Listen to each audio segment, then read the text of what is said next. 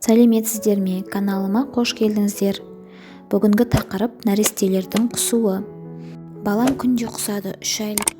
Балама 2 ай болады, емгеннен кейін құсады, не істесем болады деген сынды сұрақтар көп келеді. Құсу бұл қалыпты физиологиялық құбылыс болып табылады. Әсіресе сүт ішетін балалар үшін анасын ембеген соң бұл қалыпты құбылыс, ал мүлде құспайтын бала тіпті керемет. Егер де баланың салмақ қосуы қалыпты келе жатса, егер баланың дамуы жақсы болса, баланың құсқанына уайымдамай-ақ қойсаңыз болады.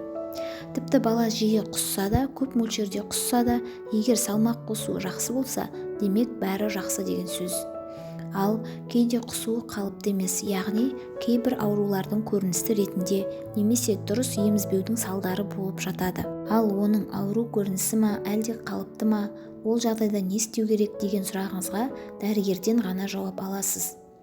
Егер де көп құсатын балада мынадай жағдайлар болса, міндетті түрде баланы дәрігерге көрсетуіңіз қажет.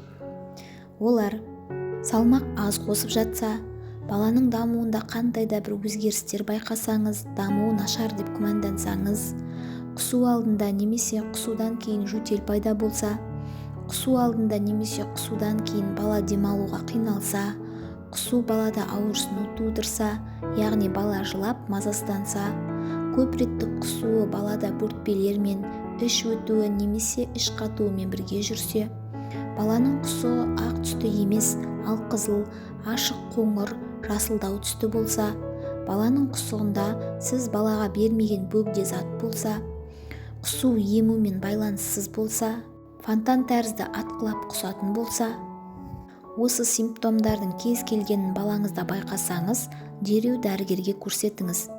Естеріңізде болсын, 1 жастан асқан балалар қалыптыда құспауы қажет. Соңына дейін тыңдағаныңыз үшін рахмет. Келесі ақпараттарды жіберіп алмас үшін қоңыраушаны басып каналға тіркеліп қойыңыз.